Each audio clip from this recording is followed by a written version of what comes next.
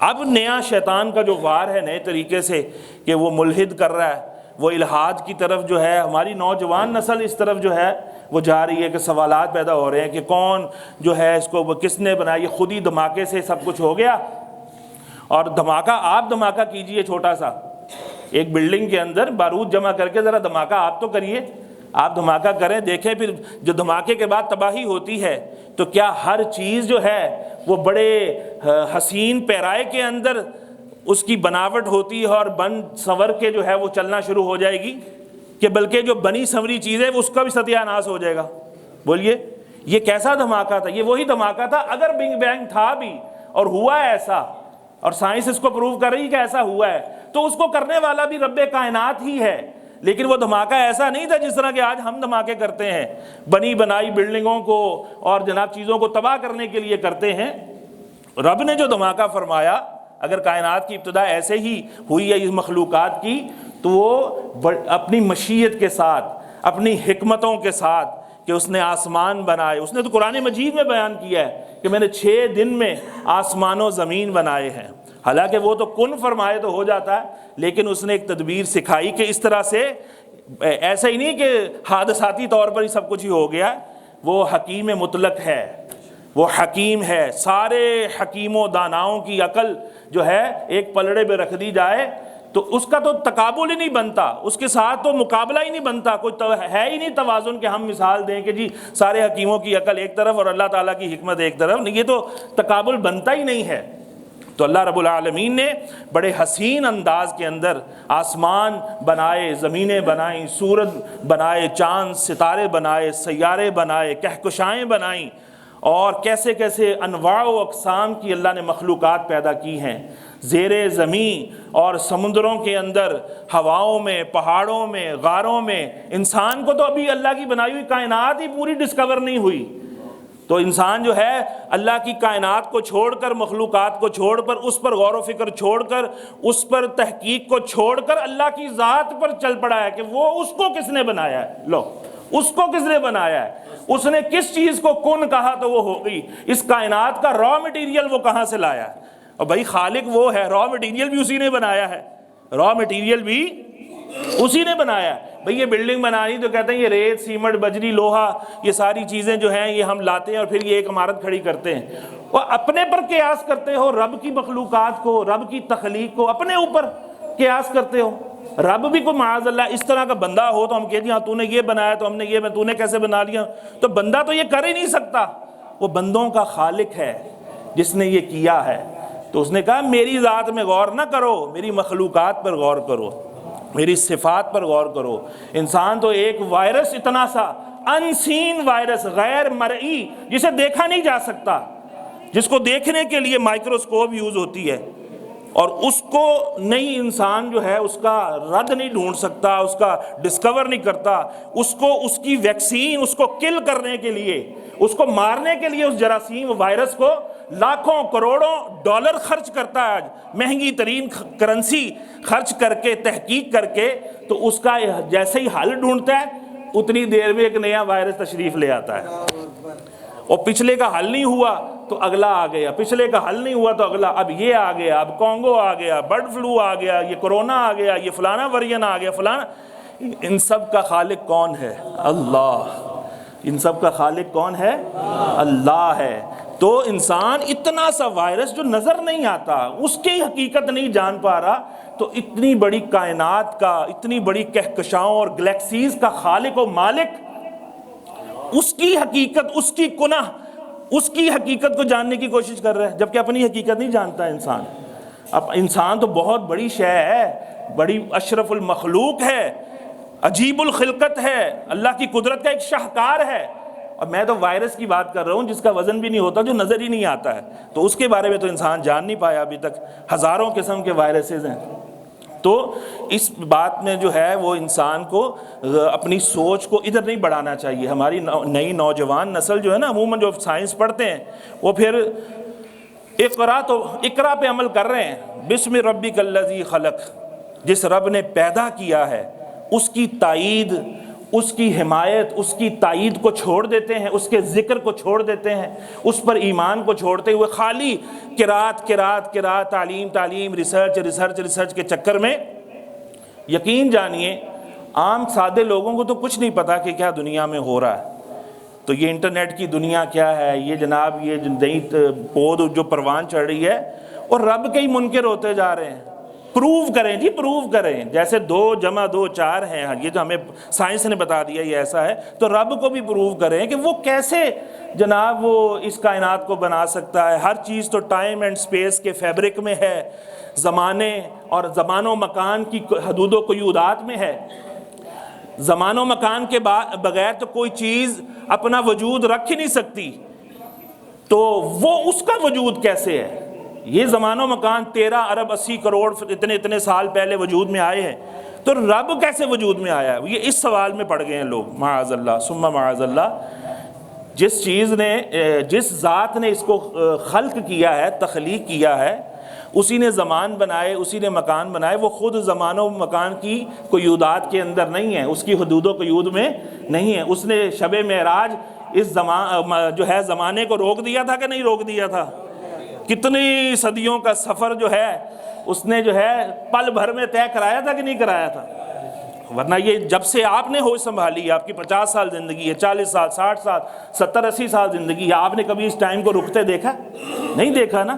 تو اس کائنات کے خالق و مالک نے اس کائنات کی ہر چیز کو روک دیا تھا اور لا مقام میں لے گیا اپنے محبوب کو، زمان کی پابندیوں سے اور مکان کی پابندیوں سے ماورا لے گیا، اور ساری اپنی مخلوقات کا مشاہدہ کرا کر تو زنجیر بھی ہلتی رہی، بستر بھی رہا گرم، ایک پل میں سوئے عرش گئے آئے محمد صلی اللہ علیہ وسلم۔ تو سائنس جو ہے وہ اب اس کو تو پہلے کلمہ پڑھنا پڑے گا نا، تو پھر اس کی جناب ٹکانے آئے گا اس چیز کا، یعنی کہ شعور آئے گا کہ واقعی اس کائنات کا خالق و مالک ہے، ایک سپریم ذات ایسی ہے جس نے اس سارے نظام کو بنایا ہے۔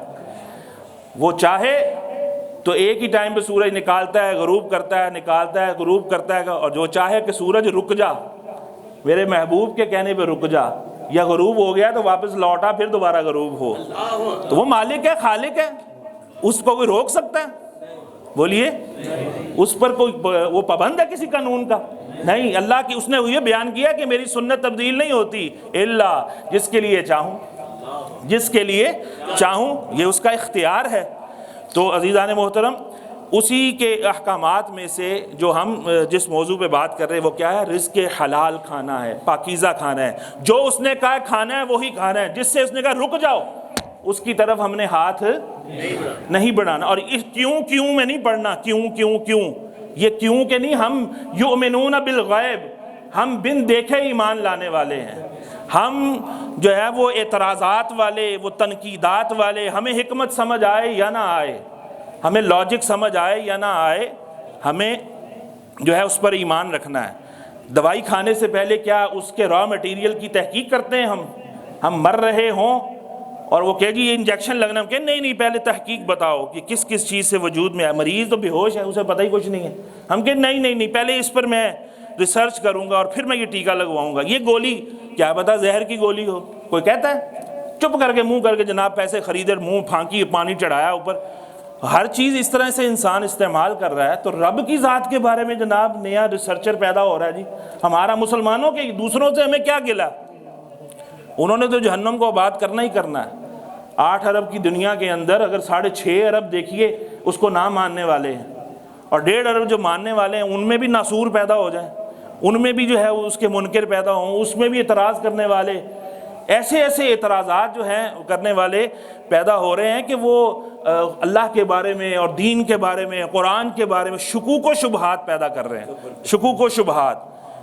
تو جو مسلمان چاہتا ہے کہ میں ڈوبوں، غرق ہوں، پھسلوں، تباہ ہوں، جہنمی بنوں، وہ ان کی صحبت اختیار کرے گا۔ وہ کہے گا جو سنو تو صحیح کہتا کیا ہے، جناب موبائل پہ کلک کیا، سنو تو صحیح کہتا کیا ہے، پھر ایسی جادوئی باتیں آئیں گی، ایسی باتیں۔ ملحدین پتہ کیا اعتراض کرتے ہیں، عنوان میرا کوئی اور ہے موضوع، لیکن بات ایسے ہی ضمنی شروع ہوئی تو میں تھوڑا سا یہ ٹچ دوں گا آپ کو کہ کیا کچھ ہو رہا ہے۔ اپنی اولادوں کی فکر کریں، اپنی نسلوں کی فکر کریں کہ وہ رب ہے، اس نے ایک اربوں کی دنیا میں ایک بندے کو اپنا محبوب بنا لیا ہے. کیوں بھائی؟ معاذ اللہ ثم معاذ اللہ. ابھی میں نے پہلے کیا بات کی ہے؟ وہ رب کائنات ہے، وہ کسی قانون کا پابند نہیں ہے. وہ خود تو نہیں آ سکتا جو ہے وہ بندوں کے اندر، وہ بندہ تو نہیں ہے، وہ تو اس چیز سے پاک ہے، وہ تو بندوں کا خالق ہے. اس کی حکمت ہے، اس نے اپنی صفات کا مظہر انبیاء کو بنایا ہے کہ ان کی اطاعت کرو، ان کی اطاعت کرو، ان کی اطاعت کر لو گے میری اطاعت ہو جائے گی. میں کیسا ہوں اس پر غور نہ کرو، میری صفات کو دیکھو، میری صفات پہ دیکھو، اس پہ غور کرو، میری شاہکار کو دیکھو. جنت میں تمہیں اپنا جلوہ دکھاؤں گا، اور جنت میں بھی یہ نہیں کہ تم میرا احاطہ کر لو گے، میرا احاطہ کر لو. احاطہ نہیں کر سکتے، زیارت ہی کرو گے. احاطہ تو وہ کر سکتی ہے ذات جو اس سے بھی بڑی ہو. تو رب سے بڑی کون سی ذات ہے؟ بولیے، رب سے بڑی کوئی ذات ہے؟ حضرت عائشہ صدیقہ رضی اللہ تعالیٰ عنہا سے جب پوچھا گیا کہ رب کو دیکھا سرکار علیہ الصلوۃ والسلام نے، تو انہوں نے خود سے اجتہاد فرمایا اور قرآن مجید کی ایک آیت پیش کی جس کو ہر منکر شان رسالت جو رسول اللہ صلی اللہ علیہ وسلم کی شان کو گھٹانے کی کوشش کرتا ہے، اس گروہ کا ہر ورکر یہ ثابت کرتا ہے حضرت عائشہ صدیقہ رضی اللہ تعالیٰ عنہا کا یہ قول. یہ دیکھو انہوں نے قرآن سے کیا آیت پیش کی، لا تدرکہ الابصار وہو یدرک الابصار، کہ آنکھیں اس کا احاطہ نہیں کر سکتی. جب ان سے سوال ہوا کہ کیا سرکار نے رب کو دیکھا، انہوں نے نفی کی. اور کیا دلیل کیا دی نفی کی؟ کہ آنکھیں اس کا احاطہ نہیں کر سکتی. وہ سب کا احاطہ کیے ہوئے ہے، آنکھیں اس کا احاطہ نہیں کر سکتی. تو یہاں احاطے کی نفی ہے، رویت کی نفی، دیدار کی نفی. عقل سے ذرا کام لیں. یہاں کیا فرمایا کہ آنکھیں اس کا احاطہ نہیں کر سکتی. یہ مائک پڑا ہوا ہے، اب میری آنکھیں اور آپ سب کی آنکھیں اس کا احاطہ کر رہی ہیں، ٹھیک ہے؟ احاطہ بیان یعنی کہ احاطہ کر رہی ہیں، ہر طرف سے اس کو دیکھ رہی ہیں نا. یہ پورا کا پورا اس کا وجود ہمارے سامنے ہے. اب یہ ڈائری کو میں سامنے دیکھ رہا ہوں، ابھی میں ادھر دیکھ رہا ہوں تو مجھے یہ نہیں نظر آ رہا، میں ادھر دیکھ رہا ہوں تو مجھے یہ نہیں نظر آ رہا، جدھر میں دیکھ رہا ہوں مجھے صرف وہی نظر آ رہا ہے. ہلکا سا ویو تو سائڈ سے آ رہا ہے لیکن کلیئرنس نہیں. اگر میں آپ کو دیکھ رہا ہوں تو یہ سمت مجھے نظر نہیں آ رہی، وہ سمت مجھے نظر نہیں آ رہی، پچھلے مجھے کچھ نظر نہیں آ رہا، اوپر کچھ نظر نہیں آ رہا، نیچے کچھ نظر نہیں آ رہا، میں جس جگہ کے اوپر بیٹھا ہوں اس کو وہ مجھے نظر نہیں آ رہی. ہمارا معاملہ کچھ اور ہے، اللہ کا معاملہ اور ہے. تو حضرت عائشہ صدیقہ رضی اللہ تعالیٰ عنہ نے کیا فرمایا کہ آنکھیں اس کا احاطہ نہیں کر سکتی، وہ سب کا احاطہ کیے ہوئے. تو انہوں نے احاطے کی نفی کی، رویت کی نفی نہیں کی، دیدار کی نفی نہیں کی. اور اس بات کو لے کر عوام کو جھانسا دیا جائے سرکار نے نہیں دیکھا، اللہ کا دیدار نہیں کیا اور نہیں کیا. اور بھائی تیرے ماننے سے تجھے کون سی جو ہے کینسر پھوٹ رہا ہے تیرے اندر کہ مانے گا تو تو کافر ہو جائے گا، اور نہ مان کر تیرا ایمان اور آسمانوں کو پہنچ جائے گا؟ ایسا ہے؟ بولیے. تو عزیزان محترم، بہت سی قوتیں ایسی ہیں جو اینٹی اسلام کام کر رہی ہیں، اور ہم ان کا مشن یہ ہے. مسلمان اگر یہ بات دو چار باتیں سمجھ لینا تو وہ کبھی گمراہ نہیں ہو سکتا کہ اینٹی اسلام قوتیں ہمیں اسلام سے ہٹانا چاہتی ہیں، قرآن سے متنفر کرنا چاہتی ہیں. جن ہستیوں کے ذریعے یہ قرآن ہم تک پہنچا، احادیث ہم تک پہنچتی، وہ ہستیاں کون تھیں؟ صحابہ کرام کی ہستیاں، حضور صلی اللہ علیہ وسلم کے بعد، اس کے بعد آل رسول صحابہ کرام، پھر اس کے بعد تابعین، تبع تابعین، اور اولیاء، صوفیاء، علماء. اور یہ جو قوتیں ہیں یہ ان پر فنڈنگ کرتی ہیں، ان پر پیسہ استعمال کرتی ہیں. ہمیں نظر نہیں آتا کہ یہ کیا ہو رہا ہے، کہاں سے مال آ رہا ہے، کن پر لگ رہا ہے، اور ان کو پھر میڈیا پہ لانچ کیا جاتا ہے، ان کو فتنوں کی صورت میں لانچ کر کے یہ شکوک و شبہات پیدا کیے جاتے ہیں. آپ یقین نہیں کریں گے، ہمارے ملک کا پورا بجٹ اتنا نہیں ہے جتنا کہ اسلام کے خلاف 11,000 تنظیمیں پوری دنیا کے اندر کام کر رہی ہیں، اور ان کی ایک ایک تنظیم کا بجٹ ہمارے پورے ملک کے بجٹ سے زیادہ ہوگا.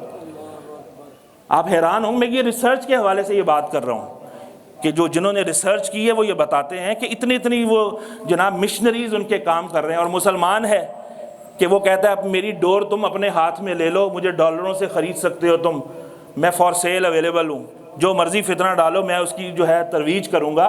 تو بڑا عجیب سا بدھو بن کر مسلمان جو ہے وہ جو غافل مسلمان ہے، اور وہ ان کی میں بات کر رہا ہوں. جو محتاط مسلمان ہیں، ذی شعور ہیں، ذی علم ہیں، انہوں نے تو محاذ پکڑا ہوا ہے اور وہ دفاع کر رہے ہیں، اور ہم لوگ انہی کی ٹانگیں کھینچتے ہو. یہ کیا کر رہے ہیں؟ لو جی ان کو کیا پتہ ہے، عالموں کو کیا پتہ ہے، عالموں کو کیا پتہ ہے، علماء کو کیا پتہ ہے، مفتیوں کو کیا پتہ ہے. آج سارے مفتی، سارے علماء، مفسرین کہتے ہیں جی جناب جتنی تفسیریں ہم نے لکھی ہیں یا آپ تک پہنچائی ہیں، چونکہ آپ کو بابے پسند نہیں ہیں، علماء اولیاء پسند نہیں ہیں، یہ سارا علم ہمارا واپس کریں، چلیں واپس کریں، ہم آپ کی مسجدیں بھی چھوڑ رہے ہیں، خود ہی اپنے مصلے سنبھالیں، خود ہی اپنی محرابیں سنبھالیں، خود ہی قرآن کی جو عربی میں آیا ہے اور اس کو خود ہی آپ جو مرضی کرتے رہیں۔ بتائیے یہ دنیا کفرستان بن جائے گی کہ نہیں بن جائے گی؟ اس سے بھی آگے بڑھ کے کوئی چیز بن جائے گی جس میں نہ حلال کا پتہ لگے کسی کو، نہ حرام کا، نہ فرض کا، نہ کفر کا، نہ مشکوک کا، کسی چیز کا پتہ نہ چلے۔ تو مجھے بتائیے علماء کے اتنے ناشکرے لوگ بن رہے ہیں، اتنے ناشکرے بن رہے ہیں، تو حضور یہ ختنے بھی چلے جائیں گے، یہ علماء ہی بتاتے ہیں، یہ عقیقے، یہ نکاح، چلے نکاح تو عام بندہ بھی پڑھا سکتا ہے، بتائے گا کون کہ کیسے پڑھانا ہے؟ یہ کون بتائے گا؟ تو یہ علماء کا احسان ماننا چاہیے۔ اللہ نے قرآن مجید میں علم والوں کی تعریفیں بیان کی ہیں۔ اللہ فرماتا ہے انما یخشی اللہ من عبادہ العلماء، میرے بندے بہت ہیں لیکن مجھ سے ڈرنے والے صرف علم والے ہی ہیں، علماء ہی ہیں۔ انما یخشی اللہ من عبادہ العلماء۔ تو آپ نے یہ ذہن میں رکھنا ہے کہ ہم نے اپنے علماء سے رشتہ توڑنا نہیں ہے، مضبوط کرنا ہے، جیبیں گرم کرنے کے لیے خالی نہیں، علم سیکھنے کے لیے، ہدایت کے لیے، جنہوں نے اپنے آپ کو وقف کر دیا ہے دین کے لیے، ظاہری بات ہے ان کے بھی معاملات ہیں، ان کی معیشت جو ہے وہ بھیک سے تو نہیں چلنی۔ تو اس لیے یہ خلفاء نے بھی وظائف لیے ہیں۔